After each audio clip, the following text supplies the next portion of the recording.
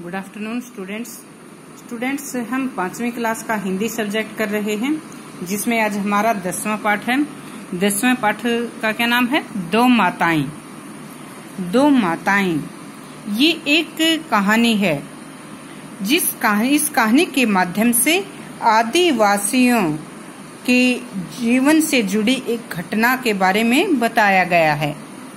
बच्चों, आप जानते हैं हमारे देश में वन विभाग या संचार विभाग के जो कर्मचारी होते हैं या फिर जनसंख्या या लोगों के रोजगार संबंधी आंकड़े एकत्रित करने वाले जो कर्मचारी होते हैं, उनको कई बार कई विचित्र अनुभवों से गुजरना पड़ता है। उनको कई बार ऐसे जगह पर जाना होता है जहाँ पर कई विचित्र घटनाएं उनको जानने के लिए मिलती हैं। तो ऐसे ही इस कहानी की एक घटना है।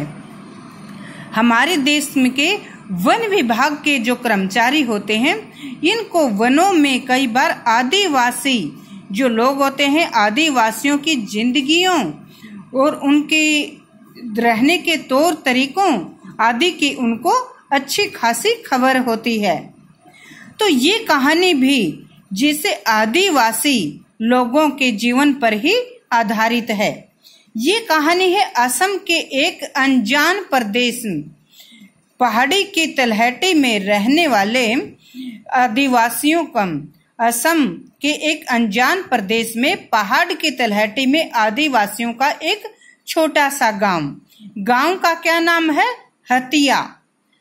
तो इस गांव के लोग जो सर्दी की ऋतु के अंत में, सर्दी की ऋतु की समाप्ति पर जो एक उत्सव मनाते हैं, और ये उत्सव भी बड़ा विचित्र अनोखा उत्सव, बिल्कुल अलग प्रकार का। इस उत्सव में पहाड़ के नीचे रंगीन किस्म के पत्थरों की बनी एक खाई, और इस खाई के निकट लकड़ी का एक सुंदर मंदिर है।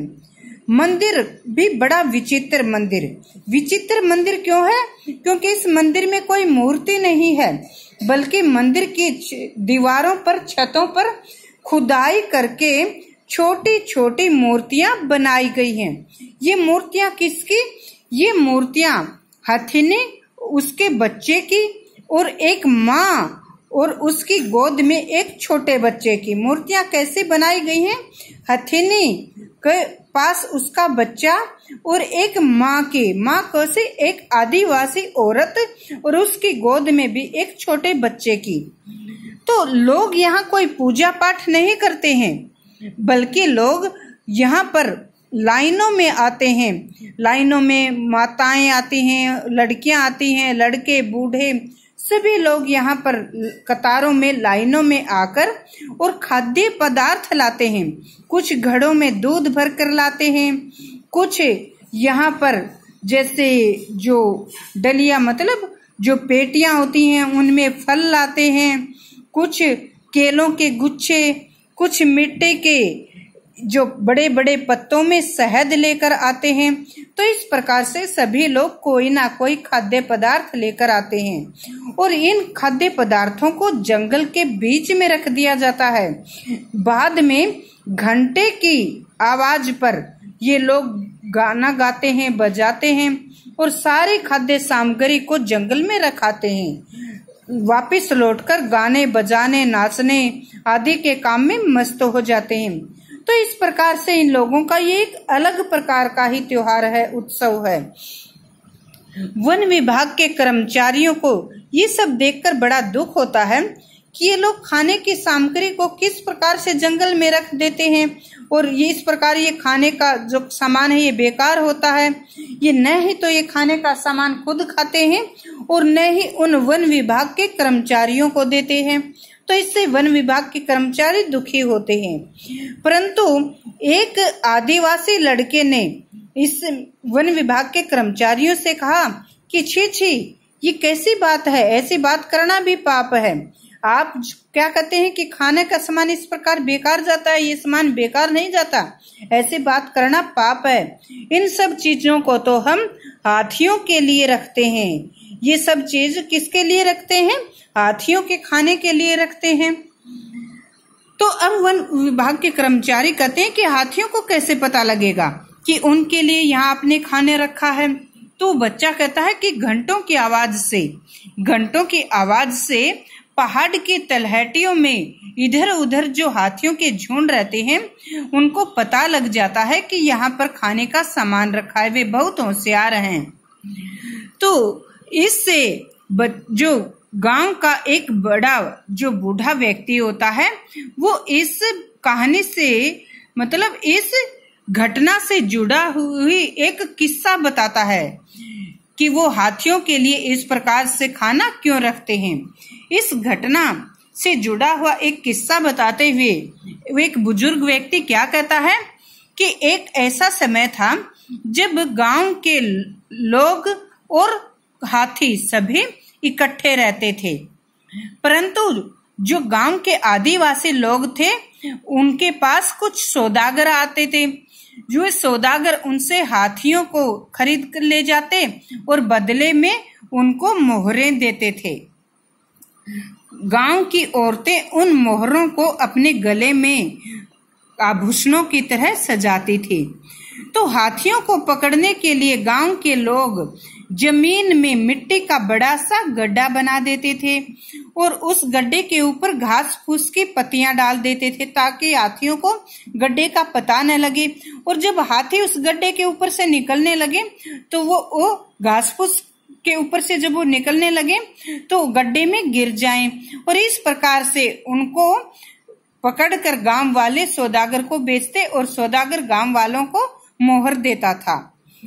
तो इस प्रकार से जब गांव वाले हाथियों को पकड़ने लगे तो हाथी गांव वालों से नाराज हो गए और वहां वे उस जंगल को छोड़कर दूर चले गए। और हाथी जब गांव में आते तो गांव वालों की फसल को खाने के लिए आते। तो गांव वालों के अब दो शत्रु बन गए थे। कौन?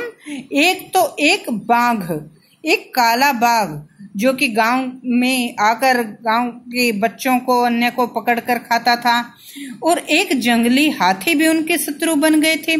जंगली हाथी गांव वालों की फसल को नष्ट करते थे। हाथी भी तो गांव वालों पर क्रोधित थे। तो इस प्रकार से हाथियों को भगाने के लिए जब गांव वालों को हाथियों के झुंड के आने की खबर मिलती तो उनको भगाने के लिए, अपनी फसल को बचाने के लिए ये लोग बड़े बड़े कनस्तर मतलब ढोल आदि बजा कर सभी गांव वालों को सूचित करते थे और ये मिलकर हाथियों को भगाते थे। लोग मसाल जलाकर हाथियों को भगाकर आते थे। तो एक दिन जब गांव वालों इसी प्रकार से हाथियों को भगाने के लिए गए हुए थे तो उस समय गांव में बाघ आ गया। बाघ क्या था? बाघ बहुत चालाक था। ये अंधेरे में चुपचाप झाड़ियों में छिपकर बैठ जाता था, गात लगाकर बैठ जाता था, और जब लोग सोते थे या इधर उधर होते थे, लोगों का ध्यान नहीं होता था, तब यह अपना शिकार करता था।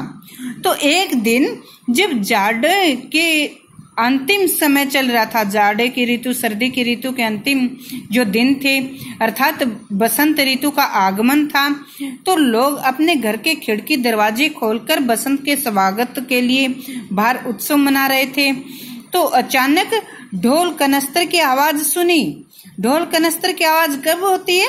जब गांव की तरफ हाथियों का झुंड आता है फसल खाने के लिए, और लोग सचेत हो गए और हाथियों को भगाने के लिए, अपनी फसल को बचाने के लिए गांव के सभी व्यक्ति जो थे वे हाथियों को बचाने के लिए अपने खेतों की तरफ निकल गए। गांव में रही औरतें।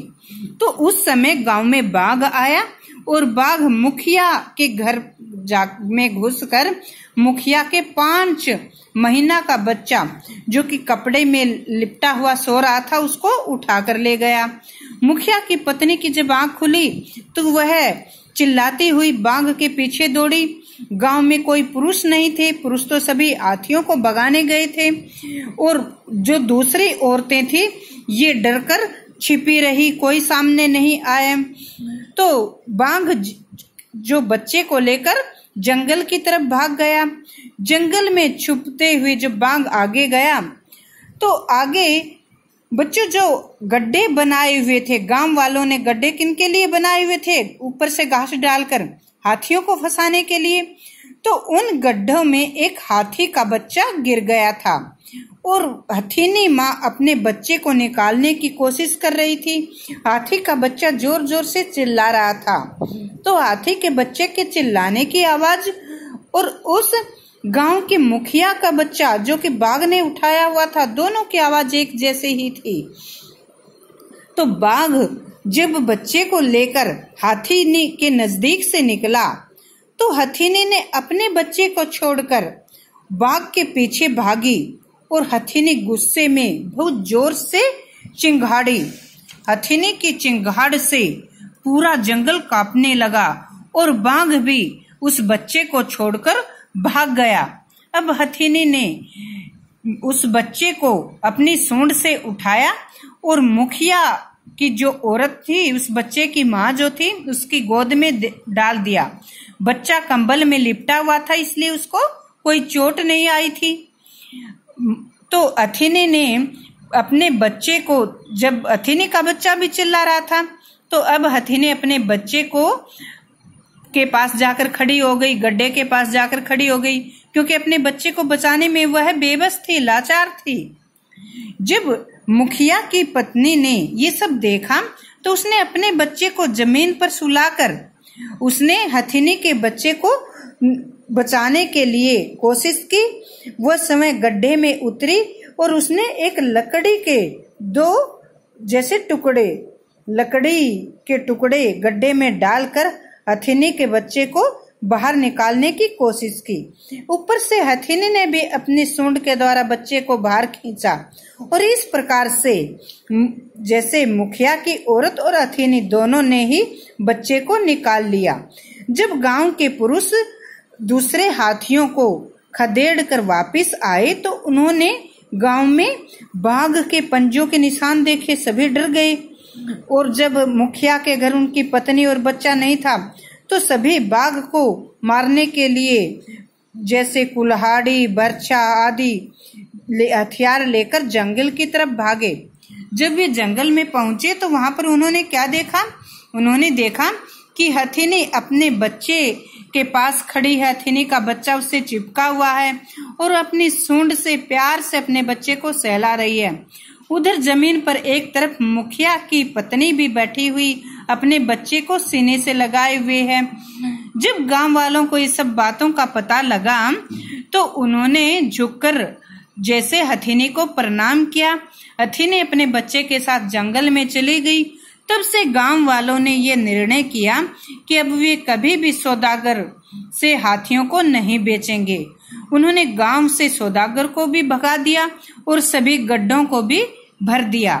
उस समय से गांव वाले अपनी फसल पकने पर खाने की सामग्री हाथियों को भेंट करते हैं, उपहार देते हैं और हाथियों की पूजा करते हैं।